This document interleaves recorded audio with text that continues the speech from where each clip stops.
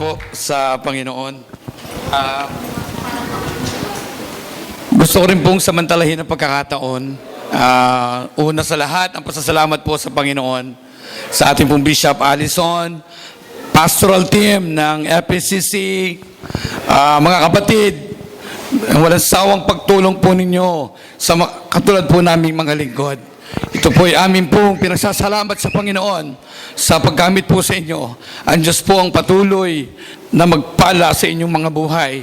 At ginap ko po itong opportunity na ito kasi online lang, message lang.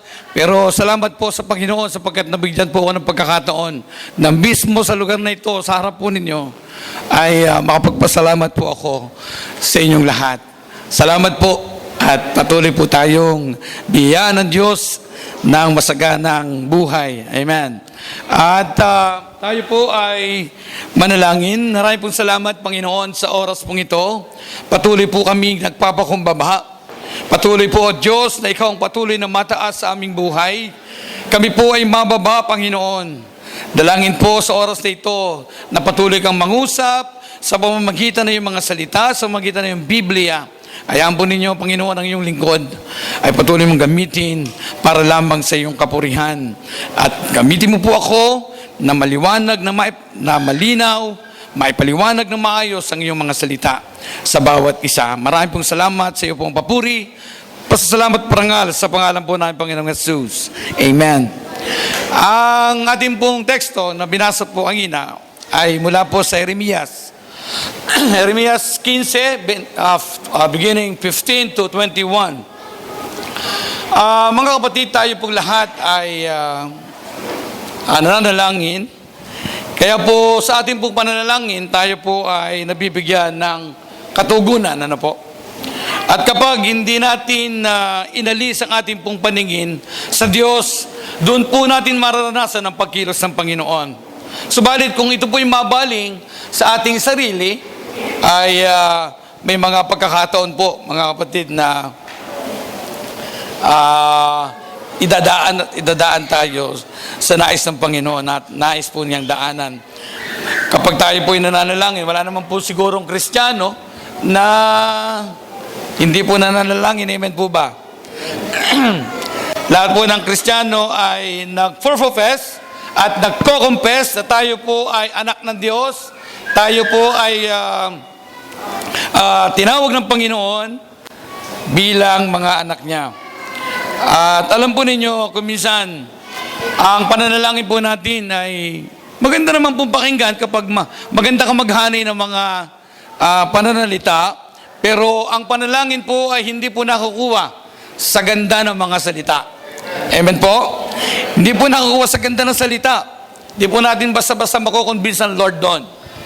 At dapat nakatuon tayo sa sinasabi natin, hindi doon sa ating problema, kundi nakatuon tayo doon sa Diyos na makagagawa ng mga bagay na imposible. Amen. So alam niyo po, napakahalaga na magtuon po tayo ang ating buong pag-iisip sa Diyos na ating pong dinutulugan. At sapagkat given na po ang mga kapatid na hindi man natin iusal ang ating pong mga panalangin, given na po na alam po lahat ng Panginoon doon. Alam po ng Diyos ang lahat ng ating pong dinidesire. Alam po ng Diyos ang ating pong sitwasyon. Alam po ng Diyos ang ating pong mga pinagdadaanan. Dahil po siya yung Diyos na pinakamakapangyarihan sa lahat. Wala pong nalilingid sa Panginoon. Lahat po ay lantad sa Diyos. So it's not impossible for Him to give everything that we need.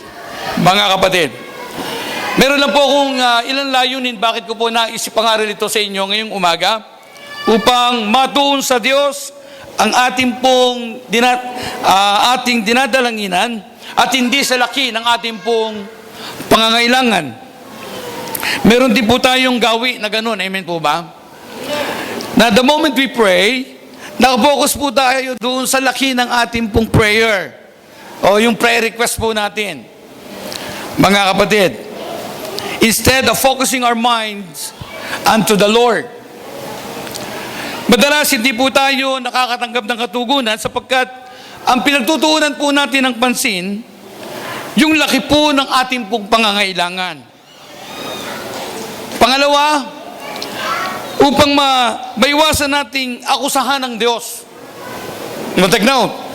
Upang maiwasan nating maakusahan ang Diyos sa hindi pagdating ng tulong sa oras po ng ating pong pangangailangan. Madalas din pong nangyayari sa atin na kapag po tayo ay nananalangin, na kapag po tayo ay nagsasabi ng ating pong mga hinaing, saloobin, naglalatag po tayo ng ating pong sitwasyon na pinagdadaanan, problema, ano po sa Diyos, parang may kasama pang panunumbat. Lord, nagja-church naman ako, naglilingkod naman ako sa iyo every Sunday, sa buhay ko, Panginoon, ikaw po yung akin po pinaglilingkuran. Nagbabasa naman po ako ng Bible. Meron po akong quiet time. Meron po akong devotion, Panginoon. Bakit hanggang ngayon? Meron po akong idinulog sa iyo. Hindi ko pa po naranasan ang iyong pagtugon. Lord, Kristiyano naman ako. Matagal na po akong Kristiyano, Panginoon. Pero bakit hanggang ngayon po, naranasan ko ang mga bagay na ito at yung pag-abot po sa akin, ay hindi ko pa po nararanasan yung pagtugon mo sa akin, sa aking panalangin na matagal ko nang idinalangin. Hanggang ngayon, ay hindi ko pa po nakakamit. Pangatlo, upang magawa nating pagtiwalaan ng Diyos sa anumang maganda at hindi magandang pangyayari sa ating pong buhay. Amen po ba doon? Hallelujah. Saan natin nagagawa na nasusumbatan natin ang Panginoon? Alam po ninyo, nung pinapag-aralan po natin ito, yung panunumbat, hindi man natin iusal. Pero tandaan po ninyo, ang Diyos ang nakatataho at nakakaalam ng puso't isipan ng tao. Amen. Hindi man natin bigkasin, pero alam ng Diyos ang laman ng puso mo. Kaya dumadating po, kung hindi po tayo aware sa ating pong pananalangin, nanunumbat na po tayo sa Panginoon.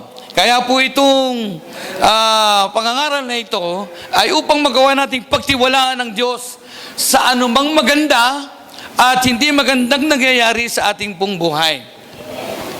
Si Jeremiah po ay tinawag po ng mga Bible scholars the weeping prophet. Ano po? Siya po ay isang propeta ng Panginoon na tinawag upang magbigay ng mga prophecies, and at the same time, doon po sa, specifically sa Judah, which is the chosen people of God, and at the same time, doon po sa Jerusalem. So, at nang siya po ay tinawag ng Panginoon, yung pansinin po yung kanyang, nung mapansin po niya yung kanyang mga kababayan, ganun lang po kalaki. Napakalaki po ng kanyang pasanin sa pinagdadaanan ng kanyang bayan. Na kung naghihirap po ang bayan ng Huda, mga kapatid, ramdam na ramdam po ito ng lingkod ng Panginoon. Ramdam na ramdam po ito ni Jeremiah. Nakikisipat po siya.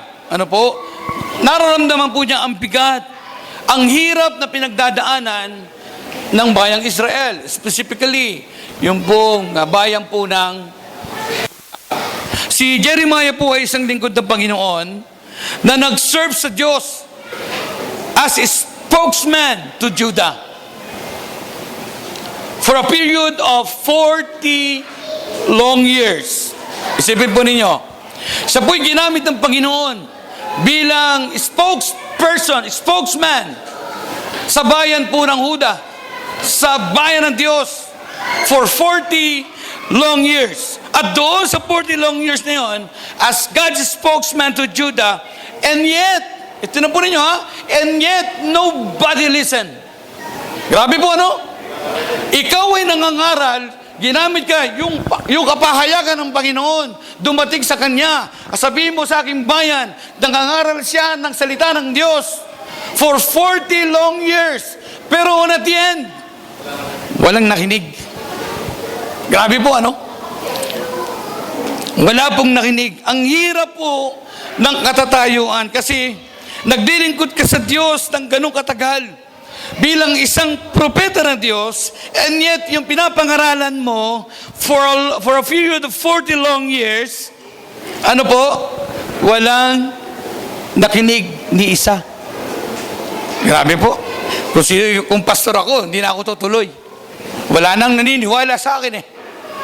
Hindi po ba? Pero siya po, mga kapatid, patuloy po siya. Hindi naman po nakapagtataka sapagkat yung pong kauna-unahang preacher sa Old Testament na ang pangalan po ay Noah, ano po, nangaral po siya. Mas patagal nga po yun eh. 120 years.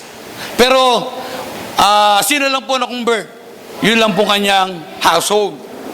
Yung kanyang po sambahayan. Ano po? At kahit po ganun na nangyari, yun po yung pamamaraan ng Diyos. Pero tingnan po natin si Jeremiah, ano po?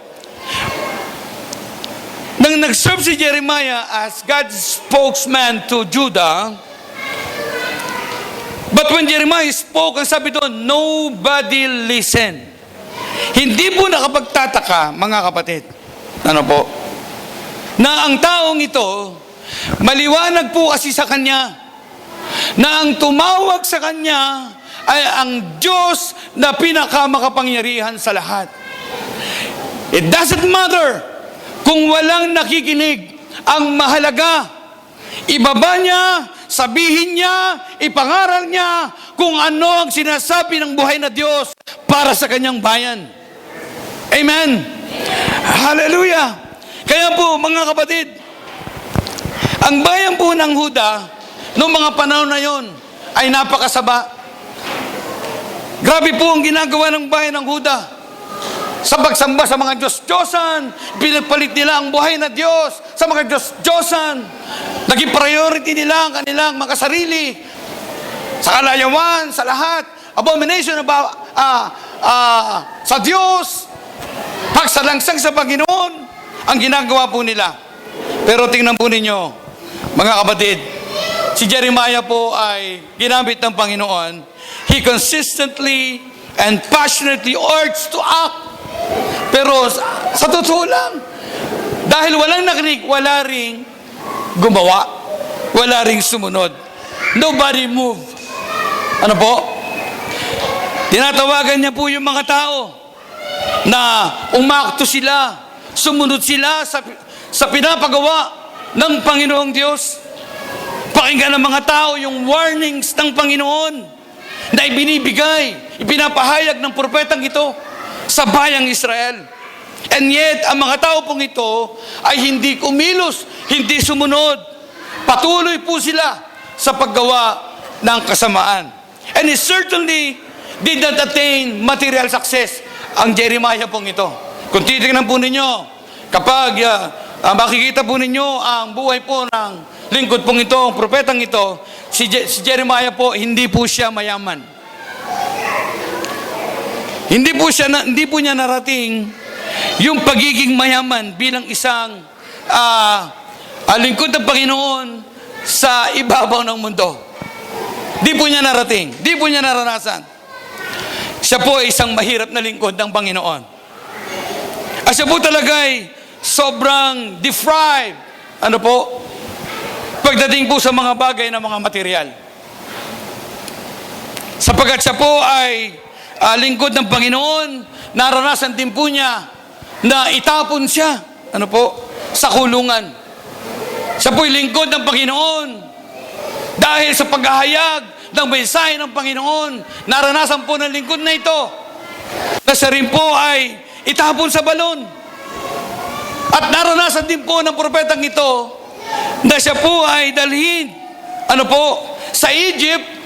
Kung inyo pong mapabasa, yung pong tutuloy yung pagbasa, dinala po siya sa Egypt against his will. So, nireject po siya ng mga taong nakapalibot sa kanya. Dahil wala nga pong naniniwala, walang sumusunod sa ipinapangaral niya. Pero ang taong pong ito, naranasan po niya yung rejection. Saan? Sa kapitbahay niya. Naranasan po niya, most especially, naranasan niya yung rejection sa kanyang pamilya. Yung mga pari, yung mga prophets, false prophet ng mga panahon na yon, nireject din po siya. Yung kanyang mga kaibigan, nireject din po siya. Yung audience po niya na naging recipient ng pangangaral po niya doon sa mga prophecies na ibinibigay po ng Diyos para sa kanya, para sa bayan ng Huda. And even those times, mga kapatid, yung rejection po ay patuloy at patuloy po niyang nararanasan. And yet, throughout his life, sabi po ng Bible, Jeremiah stood alone. Grabe po, no? Siya po ay tumayong nag-iisa, declaring God's message of doom. Kasi po, ipinahayag kay Jeremiah kung ano po ang kahihinatnan ng bayan ng Huda sa ginagawa po nilang kasalanan, sa ginagawa po nilang abomination against God. Ano po? Dinideclare po niya yung mensahe ng Panginoon, yung judgment, ipinapangaral po niya, yung kadiliman na sasapitin ng kanyang bayan, yung mga kababayan, yung distractions na darating po sa bayan ng Huda. Patuloy at patuloy po niya ito pinapangaral, patuloy siya nagpapaalala, hindi siya tumitigil. Despite of the fact na wala pong nakikinig, despite of the fact na hindi po sila sumusunod sa lingkod na Diyos na ito. Napakabigat po, mga kapatid. Kaya po, nag-iisa lamang siyang nagsasalita. Mag-isa lamang siyang nangangaral ng salita ng Panginoon para lamang sabihin ng merong pag-iyak. Ano po? At mula po sa kanyang pag-iyak, ay sinasabi niya po sa bayan ng Diyos ang kanilang kahihinatnan dahil po sa kasalanan kanilang ginagawa laban sa Panginoon. Maging, kung titingnan din po, kung pag in-exegete niyo po ito, in the eyes of the world, ano po, sa tingin po ng mundo, si Jeremiah po ay isang tao na hindi naging matagumpay. Ano po? Pero sa mata ng Diyos, Jeremiah was one of the most successful, ano po, in the history of the Bible. Bakit po? Sapagkat ang success as measured by God involves obedience and faithfulness, regardless of opposition and personal cost, mga kapatid. Jeremiah courageously and faithfully proclaimed the word of God. Grabe po yung pagiging consistent niya. He was obedient to his calling. Isipin niyo po, tinarikuran siya ng kanyang kapitbahay. Tinarikuran siya ng kanyang pamilya. Tinarikuran siya ng kanyang kaibigan. Tinarikuran siya ng mga tao na na mayroong mataas na kalalagayan, posisyon ng mga panahon na yon. Maging ang simbahan ng mga panahon na yon, tinalikuran po ang lingkod ng Diyos na ito. Wala pong nakinig sa kanya. Siguro ang pinakamasakit doon na nakita ko po, yung talikuran ka ng iyong pamilya dahil sa pagsunod sa Panginoon. Kaya po si Jeremiah, sinabi niya, sabi po ng ating passage, Jeremiah stood alone, declaring the message of God. And yet, he was consistently, passionately, and courageously proclaiming the word of God. Hindi po siya natinag, hindi po siya tumigil. Basta ang mahalaga po sa kanya, maliwanag po sa kanya, siya'y tinawag ng Diyos na buhay. At kung ano man ang pinapagawa at pinapasabi ng Diyos na buhay na ito, sa kabila po na wala nakikinig, walang sumusunod, hindi po mahalaga sa kanya yon.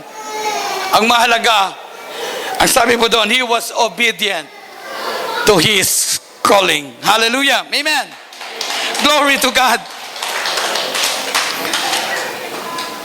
And yet, mga kapatid, ang tao pong ito, na mayroong malaking pasanin para sa salita ng Panginoon.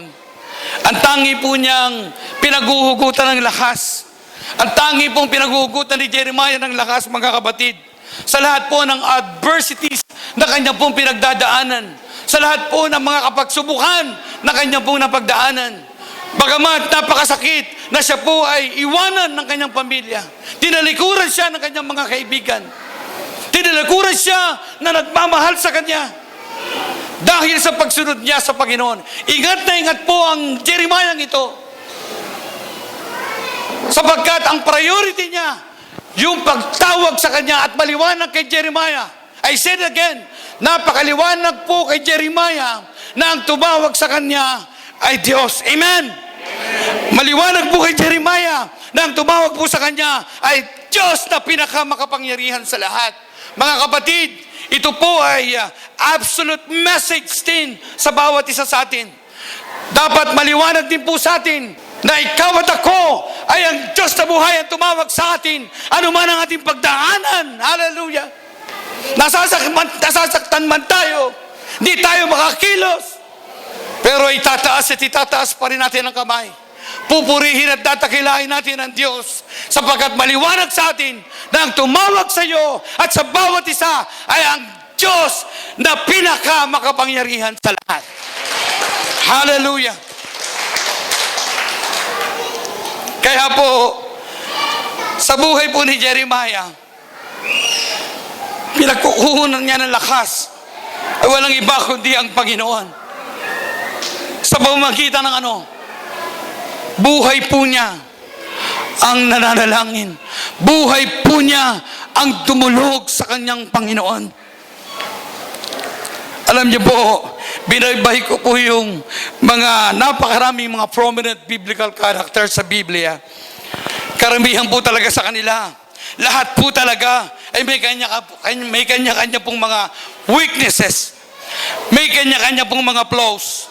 May kanya-kanya pong mga kahinaan sa buhay. Katulad po ni Jeremiah na isang lingkod ng Diyos na hindi nakamit ang katagumpayan sa sinasabi ng salibutang ito. Para maging isang matagumpay, kailangan maging sikat ka. Sinasabi ng mundo, kailangan maging financially stable ka. Sinasabi ng mundo, kailangan makamit mo yung proceeds, yung lahat ng kasikatan ng mundo. Yan po yung sinasabing success sa mundong ibabaw na ito. Hindi po niya nakamit ang mga bagay na ito. But look at Jeremiah. For the people of this world, yes, he was a failure. Bakit? Sapagkat yung standard ng tao, pagdating sa success, hindi po niya narating. Pero ang tao pong ito, buhay po niya ang manalangin. Pero ang tao pong ito, dahil buhay niya ang manalangin, ito po'y kasama po sa kanyang pagdulog. Siya po'y patuloy na umiiyak sa Panginoon. At sa kanya pong pag-iyak, minsan, hindi niya nagagwardyahan sa pag-iyak niya at pagdulog at pananalangin sa Diyos, pagsamo sa Diyos. Minsan hindi po niya nagagwardyahan ang kanyang sarili, na siya po pala sa kanyang pananalangin ay nagrereklamo na sa Panginoon. Hallelujah. Nang siya po pala ay nandun na parang nasusumbatan na niya ang Diyos. Maganda po yung first statement. Tira po yung verse 15. Ang sabi po ng verse 15, mga kapatid,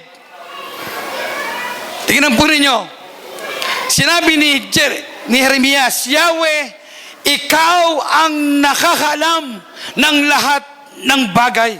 Napakaganda pong statement niyan. Sa English version po, then I said, Lord, you know what's happening to me. Panginoon, alam mo ang lahat na nangyayari sa buhay ko. Ito po yung kanyang panalangin. Ang sabi doon, please step in and help me. Sabi pa doon, punish my persecutor. Ipagaganti mo ako sa mga umuusig sa akin. Please give me time. Don't let me die young. Wag mong hayaan na baka ako'y, ang sabi doon, wag muna akong mamatay. Sa ibang translation, ano po? Wag muna akong mamatay. At sabi doon, it is for your sake that I am suffering. Tinan po ninyo, ha? Please step in and help me punish my persecutor. Please give me time. Don't let me die young. It is for your sake that I am suffering, sabi po ni Jeremiah. Ang ganda po ng statement niya sa verse 15. Kasi po ito po yung kahilingan sa Diyos na ang sinasabi doon na nakakaalam ng lahat ng bagay. At marahil po, kapag po tayo nagpe-pray, alam natin na tayo po'y tumutulog sa Diyos. Alam natin ang dinudulugan natin ay Diyos sa buhay. Alam po natin ang dinadalanginan po natin. Kaya po yung main point na gusto ko pong ibigay sa inyo, main point number 1, ano po yung panalangin ni Jeremiah? 1.1, alalahanin siya ng Diyos. Alalahanin siya ng Diyos. Sabi niya, you know what's happening to me. Please step in and help me. Punish my persecutors. Sa Tagalog po, makikita po ang kahilingan niya dyan na ina-describe niya yung panalangin niya sa Diyos na hindi niya nakikita. Na ang Diyos na ito, na sabi niya, ay nakakaalam ng lahat ng bagay. Na alalahanin siya ng Panginoon. Ito po yung pagsamo niya. Alalahanin mo ako sapagkat tinatayuan niya sa kanyang buhay na ang Diyos na tumawag sa kanya, yung Diyos na nakakaalam na lahat ng bagay and even yung pinagdadaanan ng Jeremiah ito. Mga kapatid ko sa Panginoon, pangalawa, dalawin siya ng Diyos. Pangatlo, ipagiganti siya ng Diyos. Yung pong dalawin siya ng Diyos, sa ibang translation po sa Tagalog, tulungan. Ano po? Tulungan.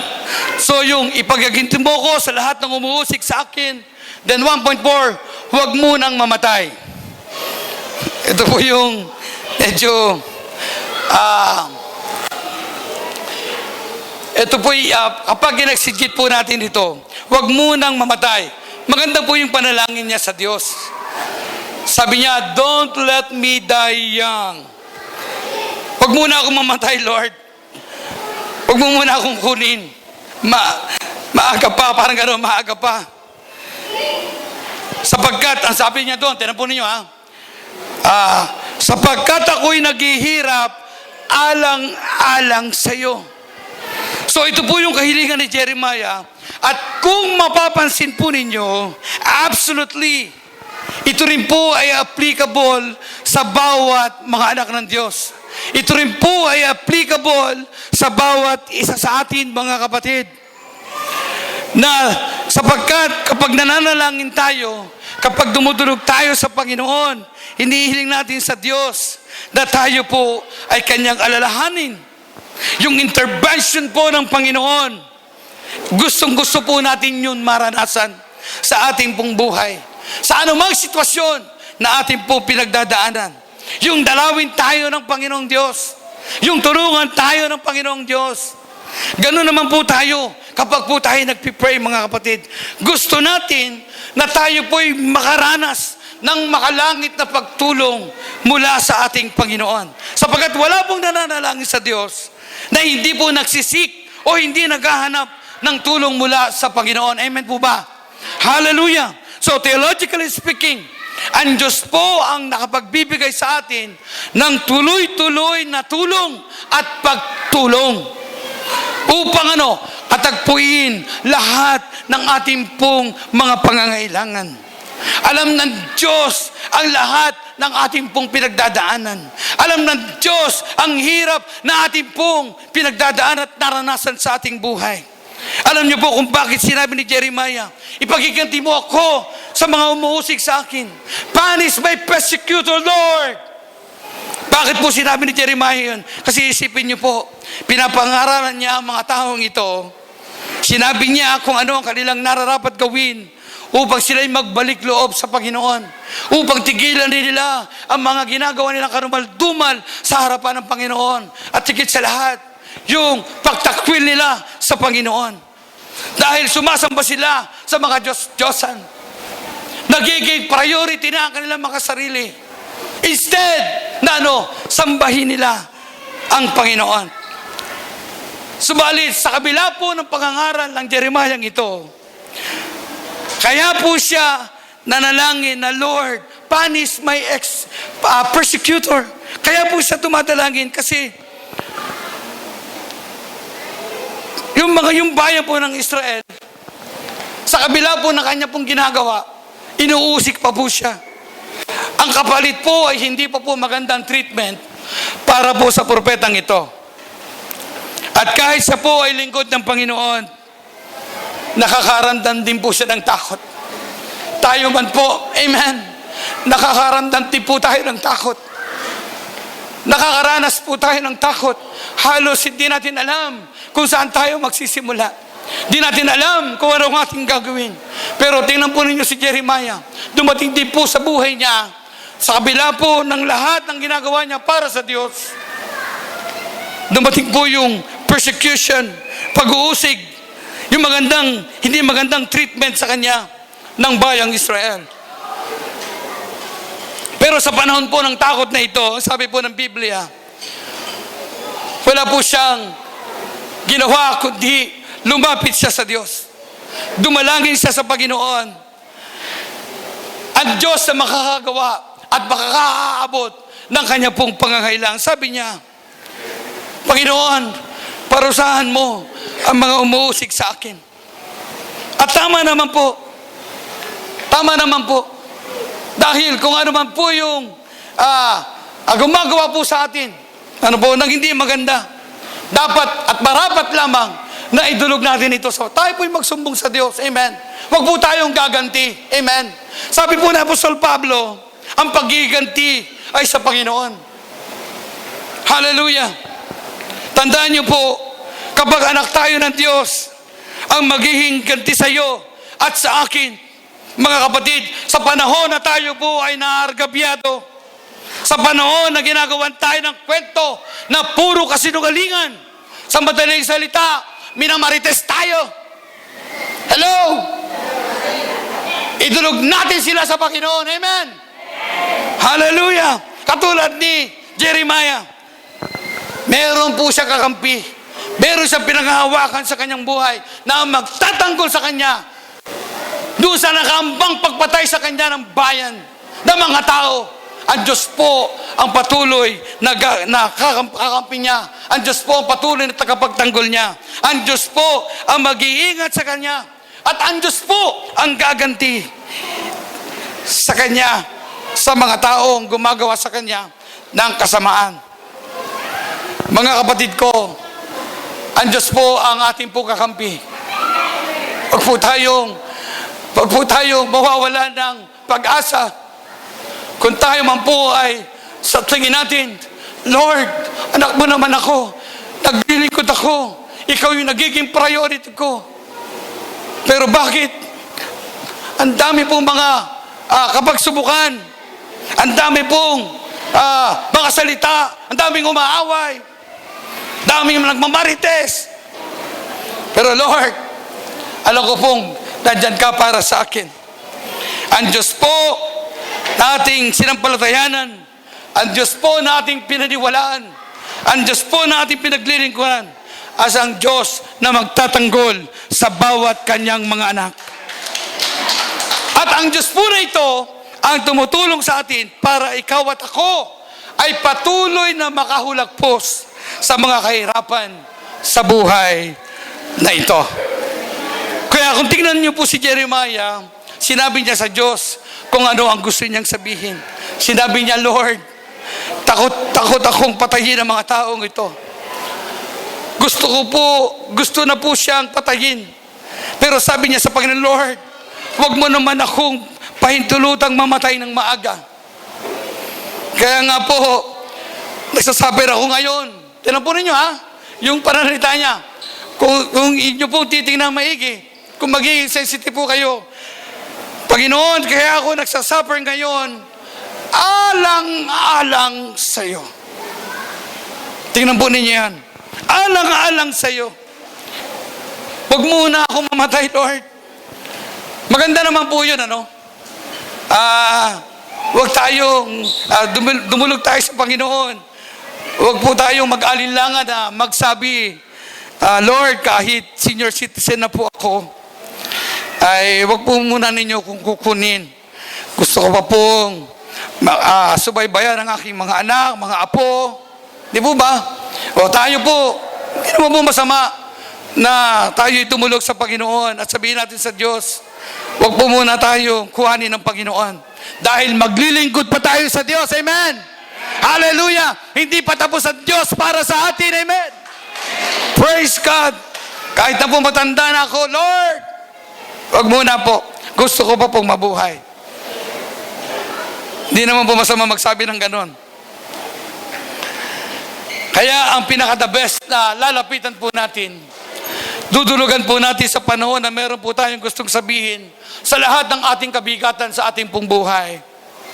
Unang-una po talaga ay ang Diyos na sinampalatayanan mo, pinaglilingkuran mo, sinasamba mo sa iyong buhay, na ang Diyos ang tumawag sa atin. Amen po ba? Maliwanag po sa atin na ang tumawag po sa atin, mga kapatid. Kaya anuman ang naranasan natin, anuman po ang kabigatihan na ating pong naranasan, kabigatan, kahirapan sa ating buhay, magpatuloy at magpatuloy po tayong maglingkod, sapagkat maliwanag po sa atin, alam ng Diyos ang lahat ng bagay na nangyayari sa atin, at maliwanag din po sa atin, at dapat maging maliwanag sa atin na siya po yung tumawag sa atin. Amen.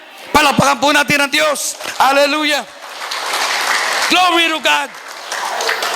Manikluhod po tayo sa Panginoon. Ang Diyos po ang nagbibigay sa atin ng kalakasan. Ang Diyos po ang patuloy na nag-iingat sa atin. Ang Diyos po ang may kakayahan na magbigay ng perspective, maganda ayos sa perspective sa ating buhay. At ito po ay maliwanag at maliwanag dahil po tayo ay sumasampalataya sa Diyos na ating pinaglilingkuran. Dahil po ay maliwanag na tayo po ay tinawag ng Panginoon. Ito po ay maliwanag ding ipagkakaloob sa atin anuman ang dinidesire ng ating puso according to His will. Amen? Palakpakan natin ang Panginoon. Pero pagdating po, laktawan po natin yung verse 16. Pagdating po ng verse 17 and 18, ang sabi po doon sa Tagalog, basahin ko. Hindi ko sinayang ang aking panahon sa pagpapaligaya sa buhay kasama ng ibang mga tao. Dahil sa pagsunod sa iyong utos. Isipin po ninyo, dahil sa iyo, Lord. Amen. Sa bayang na salita, naranasan ko, hindi ako nakisama sa mga taong yan na nagpapasasa lamang, nagpapasaya sa buhay na ito. Dahil iniingatan ko ang buhay na ito dahil sa pagsunod sa iyo, Panginoon. Tingnan po niyo yung mga paralitang yan. Nananatili akong mag-isa. At nagsabi niya, kasama sa kanyang panalangin, nagpupuyo sa galit ang kalooban ko. Sabi po ng verse 18, bakit hindi na natapos ang aking paghihirap? Tingnan po ninyo. Bakit hindi na gumaling ang sugat ko? Talaga bang wala ng lunas ito? Nais mo bang ako'y mabigo ng gaya ng batis na natutuyo sa tagaraw?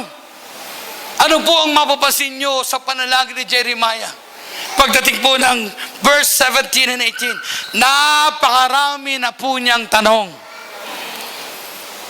Napakarami na po niyang tanong. At kung makita po yung statement niya, ang panalangin po ni Jeremiah, main point number 2, nakatuon na si Jeremiah sa sarili at pag-akusa sa Diyos. Naaakusahan na niya ang Diyos. 2.1, inakusahan ni Jeremiah ang Diyos. Nang hindi kaya niyan dumating yung pag-akusa niya sa Panginoon. Kasi bakit? Hindi karak-karakang dumating yung tulong na inaasam ng propetang ito.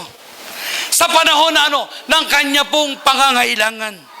Mga kapatid ko sa Panginoon, ganun po tayo kung minsan. In times of our deepest need, na kapag nananalangin tayo sa Diyos, yes, ang pakay natin sa ating pong panalangin, na kapag tayo nag-utter ng ating pong mga petisyon, panalangin, dumulog tayo sa Panginoon. Ang gusto po natin, ano po, ang pakay natin sa ating panalangin, yung pagtugon agad-agad. Hello? Yung pagtugon agad-agad ng Diyos. Gusto po natin yon. Sino po naman ang ayaw nun? Sino po naman ang ayaw nun na kapag tayo tumulog sa Panginoon, nandiyan kaagad ang pagtugon? Yung agad-agad na pagtugon ng Panginoon. Gusto po ni Jeremiah na yung sa kanyang pagtulog sa Diyos, agad-agad niyang maranasan ang tugon ng Panginoon sa lahat ng kanyang pangangailangan. Pero ang tanong, what if nanalangin ka, wala ka pa ding pagtugon ng Diyos sa'yo? Doon po pumapasok na para bang sinusumbatan na natin ang Diyos. Hello? Alam ko po, hindi man nyo sabihin, hindi man natin sabihin, pero deep within our hearts and mind, nakakabitaw tayo ng isang katanungan sa Panginoon. Amen. Take our mask off, mga kapatid. Maging po ang Pastor Terry. Madami po katanungan din na umusal sa akin. Dahil yan po isang katotohanan na kapag hindi po maganda ang ating nararanasan sa ating buhay, nagtatanong tayo sa Diyos. Ang pinakamahirap po, mga kapatid, ginagawa mo lahat, ang lahat-lahat sa buhay mo, yung paglilingkod mo sa Panginoon, yung buhay mo ay nakalaan sa paglilingkod sa Diyos, and bang! Mararanasan mo ang isang pangyayari sa buhay mo na ikay makapagtatanong sa Panginoon, Lord, bakit ko po nararanasan ito? Naglilingkod ako sa iyo. Sumusunod ako sa iyo, Panginoon. Ginagawa ko ayon sa kalooban mo. Pero bakit ko po naranasan ang mga bagay na ito? Maaring kayo rin man po.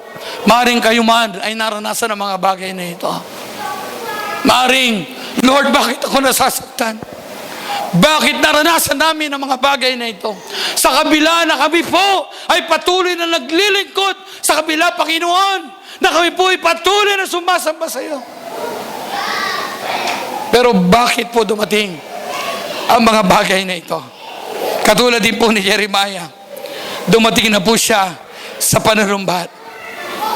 Kaya sabi ni Jeremiah, sapagkat nag-i-expect siya na kapag siya'y nag-pray, darating ang tulong ng Diyos. Darating ang pagtugon ng Panginoon. Anong salita yun? Salita po yun na inaakusahan na ni Jeremiah ang Panginoon. Ano pa? 2.2, pinagmamalaki ni Jeremiah yung ginawa niya sa Diyos. Yan po mabigat, mga kapatid. Yan po mabigat. Lord, maaaring sabihin ni Jeremiah, Lord, sinunod ko ang lahat. Wala akong na-overlook na utos mo. Lahat ng kapahayagan mo, iningatan ko at patuloy na ibinaba sa iyong bayan. Sumunod ako, Panginoon, ang buhay ko, nagpagamit ako sa iyo. Dahil nais kitang papurihan sa paglilingkod na gagawin ko para sa iyo. Sumunod ako, Panginoon. Pero ano nangyari? Papatayin ako ng mga taong ito.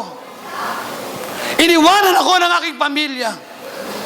Iniwanan ako ng aking mga mahal sa buhay. Iniwanan ako ng mga taong manalapit sa akin. Maging mga propeta, hindi naniniwala sa akin. Pari simbahan, iniwanan ako at walang naniwala at sumunod sa akin. Matindi, mga kapatid. Ano po ang panalitang yon? Ipinagmamalaki ni Jeremiah yung ginawa niya sa Diyos. Ano po ang pinagmamalaki niya? Lord, hindi ako nakisalo, sabi niya. Hindi ako nakisalo sa mga mahilig magpasarap sa buhay.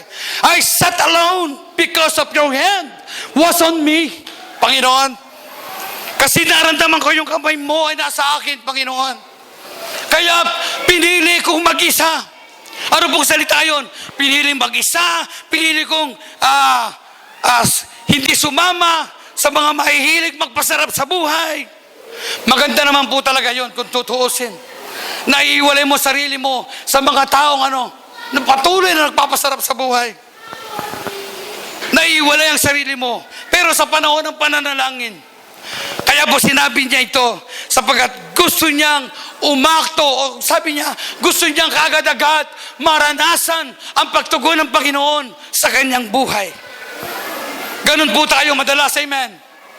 Ganun po tayo madalas. Lord, bless mo naman ako ng ganito. Bless mo naman ako ng ganyan. Lord, bless mo po ako ng pinansyal. Gusto natin, karakaragang ang Diyos ay tutugon sa bawat isa sa atin. Lord, abutin mo naman agad-agad ang pangangailangan ko. Lord, palakasin mo ako. Lord, pagalingin mo ako. Ang tanong, paano kung hindi dumating ang kahilingan mo? Ano po ang mangyayari sa iyo? Ano po ang mangyayari sa atin? Ano ang mararamdaman natin?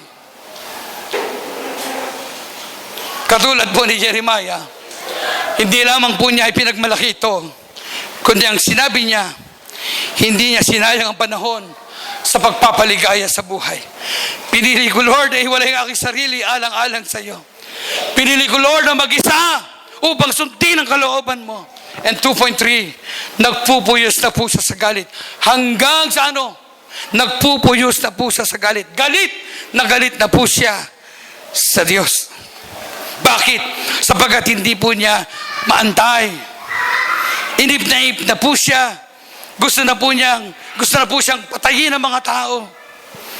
Kaya sabi ni Jeremiah sa Panginoon, Lord, punish my persecutor.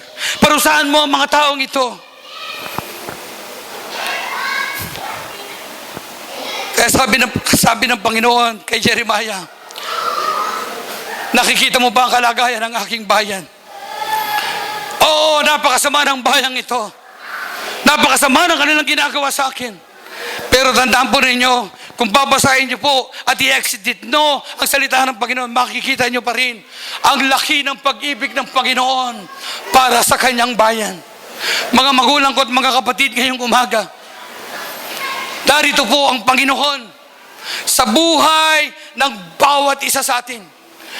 At higit kailanman, saan mang sitwasyon ng ating buhay, saan man tayo dalhin, ano man po ang ating maranasan, huwag po nating kakalimutan na ang Diyos na higit nagmamahal sa bawat isa sa atin ang makagagawa ng lahat ng makabubuti para sa atin. Hallelujah!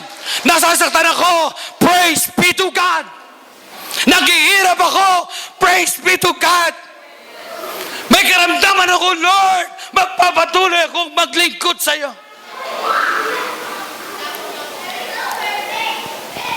Nagpupuyos na po ang taong ito. Mga kapatid ko sa Panginoon, alam po ng Diyos ang makabubuti para sa kanyang mga anak. Kaya po sabi ng Diyos kay Jeremiah, kahit na alam nila yung upcoming na destruction, upcoming na judgment sa bayan ng Huda, hindi po binaksak ng Panginoon agad-agad ang kaatulan na yun, alang-alang, dahil mahal na mahal ng Panginoon ang kanyang bayang Israel. Pero tingnan niyo po si Jeremiah, gusto niyang parusahan agad ng Panginoon ang bayang Israel, ang bayan ng Huda. Gusto niya agad-agad na maranasan ang pagtugon ng Panginoon. At dahil yun po ang gusto niyang mangyari, natugunin ng Diyos ang kanyang panalangin. Mga kapatid ko, hindi po nangyari ang lahat ng ito. Sa halip, nung hindi po nangyari ang kahilingan ni Jeremiah, siya po ay nagalit. Siya po, maaaring sabihin natin, siya ay nagtatampo. Hindi lang siya nagpupuyos ng galit sa kanyang kalooban, ano pa, kundi nagtatanong na siya sa Diyos. Ano po yung tanong niya sa Tagalog? Bakit hindi mawala ang paghihirap ko? Grabe ang tanong niya sa Panginoon. Ano pa? Bakit hindi gumagaling ang sugat ko? Grabe ang tanong niya sa Diyos. Talaga bang wala ng lunas, Panginoon? Grabe po yung mga tanong niya sa Panginoon, ano? Kaya po nung nagtatanong din, kaya mga kapatid, tayo man dumarating sa ganong sitwasyon, nagtatanong tayo sa Diyos, Lord, tagal ko na pong naglilingkod sa iyo. Tagal ko na pong Kristiyano. Bakit mahirap pa din ako? Lord, tagal ko ng Kristiyano. Bakit hindi po ako makahulag po sa kahirapang ito? Lord, kasama ba sa pagkatawag mo sa akin na maranasan ko ang kabiguan? Ano po ang sinasabi? Katulad po ng Jeremiah ito. Nais mo ba akong mabigo? Grabe po, no? Gaya ng isang batis na natutuyo sa tag-araw. Saan po siya nakabaling? Nakapokus na po siya sa halip na matuo ng kanyang panalangin sa Diyos na nakakaalam. Sabi niya, na nakakaalam ng lahat ng bagay. Nakatuon na po siya sa kanyang sarili. Sabi niya, hindi ako nakisama, Panginoon, na magpakaligaya sa buhay. Pinili ko mag-isa, alang-alang sa iyo. Pinili ko mag-isa, Panginoon, na lumayo sa mga taong ito, alang-alang sa pagsunod ko sa iyo. Para lamang masunod ko ang kalooban mo. Subalit, kung titignan po ninyo sa verse 18, Bakit Lord? Bakit Lord? Maraming mga tanong. Hindi ka agad nagkaroon ng katugunan mula sa Panginoon. Sapagkat, mga kapatid ko, ito po ang tandaan ninyo. Sapagkat pinipilit nating tugunin tayo ng Diyos base sa ating mga kahilingan, ayon sa atin. Ang nasa isip natin, Lord, deserve naman ako eh. Deserve naman ako, Lord, na tugunin mo sa aking panalangin sa iyo. Mga kapatid ko sa Panginoon, kayo po ba ay magcha-church pa kahit hindi kayo answered prayer? Hello? Kayo po ba ay magcha-church pa kahit hindi ka agad-agad tumugon ng Diyos sa iyo? O sabihin natin, hindi po kayo answered prayer. Maglilingkod pa ba kayo sa Diyos? Magcha-church pa po ba kayo? Amen! Hallelujah! Kayo po ba'y maglilingkod pa din sa Diyos? Kahit na hindi binibigay ng Diyos yung matagal nyo ng kahilingan sa Kanya. Alam po ninyo, marami pong mga Kristiyano na ating pong nakausap. Karamihan po kung bakit nanlalamig. Dahil meron po silang dinulog sa Panginoon. Meron silang mga kahilingan sa Diyos na maging hanggang sa oras na ito ay hindi tumutugon ng Panginoon. Kaya po sila ay nanlalamig. Hallelujah. Ito po yung mga tao na nanalangin, dumulog at nagtiwala sa Diyos, and yet, maging sa oras na ito, hindi po tumutugon ng Diyos sa kanila pong pangalan. Anak, kasi po, ang mentality ng Kristiyano, anak ako ng Diyos, tutugunin ako ng Panginoon. Mga kapatid ko kay Kristo, may mga agarang pagtugon po na ginagawa ang Panginoon sa ating pong buhay. Pero madalas, ang pagtugon po ng Diyos, it is a process. Ito po ay proseso. Bakit? Hanggang saan at hanggang kailan ka magtitiwala sa Diyos? Ano ang pakay ng Panginoon? Tinitingnan ng Diyos kung maglilingkod ka pa rin sa Kanya. Tinitingnan ng Diyos kung siya pa rin ang priority mo sa iyong buhay, sa kabila na hindi siya tumutugon sa iyong panalangin. Pero tandaan po ninyo ito, ang Diyos ay tumutugon sa kanyang mga anak in His prerogative. Hello? Ayon po sa kanyang kapasyahan. Yan po yung inyong panghahawakan. Dahil ang Diyos na yung pinaglilingkuran. At sa pagkilala ni Jeremiah, maging sa pagkilala natin sa oras na ito, ang Diyos na yon ay Diyos na nakakaalam ng lahat ng bagay. At dahil siyang nakakaalam ng lahat ng bagay, alam din ng Diyos ang makabubuti para sa kanyang mga anak. Amen. Palakpakan po natin ang Diyos. Hallelujah. Glory to God. Hallelujah. Kaya kung minsan, kung hindi po tayo magiging maingat, masusumbatan natin ang Panginoon. Kung hindi po tayo magiging maingat sa ating pananalangin, matutuo na ang ating pong panalangin sa ating sarili, hindi na sa Diyos natutugon at aabot ng ating pong mga panalangin. Mabigat po, tinalikuran siya ng lahat ng mga tao. Mahal sa buhay, kaibigan, pamilya, kapitbahay. Tinalikuran. He is to the long. Ano po? Dahil nag-iisa siya, nagalit siya sa Panginoon, nalulungkot siya. Pero tingnan niyo po pagdating na 19 and 20, sabi ng Panginoon, this is how the Lord respond. If you return to me. Kasi bakit? Nakita ng Panginoon yung puso ni Jeremiah na malayo na sa Diyos. Mga kapatid ko sa Panginoon, tayo po ay sumasamba sa Diyos. Tayo po ay nasa lugar na ito dahil nais nating sambahin, pasalamatan ng Diyos sa ating buhay. Dahil nais natin ang buhay ng bawat isa ay magbigay ng karangalan sa Diyos. Pero lagi po ninyong tatandaan, dapat maging maliwanag sa bawat isa sa atin. Ano ang motibo mo? Bakit ka pumupunta at dumadako sa lugar na ito? Dapat maging maliwanag din po sa atin na naririto ako, Panginoon. Nais kitang pasalamatan at purihin sa aking buhay. Amen. Musician, please. Awit po tayo sa Diyos, mga kapatid.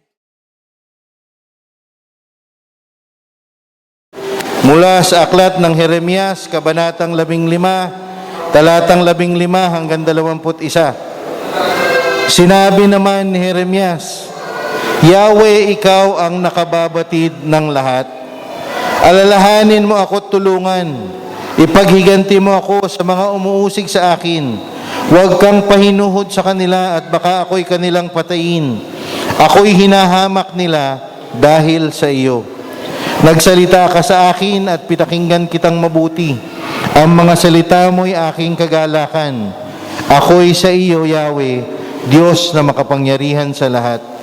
Hindi ko sinayang ang panahon sa pagpapasasa sa buhay kasama ng ibang mga tao. Ni hindi ako nakigalak sa kanila.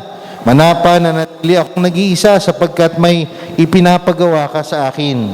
Kaya nga nagpupuyo sa galit ng kalooban ko. Bakit hindi na natapos ang aking paghihirap? Bakit hindi na gumaling ang mga sugat ko? Talaga bang wala ng lunas ito?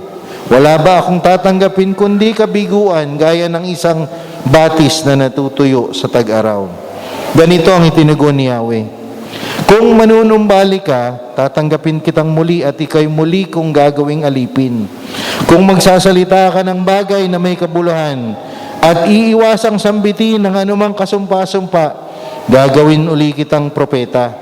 Babaling na muli sa iyo ang mga tao, subalit huwag kang paroroon sa kanila. Sa harapan ng mga taong ito'y gagawin kitang isang matibay na pader na tanso. Makikipaglaban sila sa iyo, ngunit hindi ka nila matatalo. Sasayo ako upang ikay pangalagaan at ingatan. Ililigtas kita sa kamay ng masasama at iingatan laban sa mararahas. The Lord bless you and keep you. The Lord make His face to shine upon you and be gracious unto you. The Lord lift up His countenance upon you and give you peace. Amen and amen. Magandang umaga sa inyo lahat.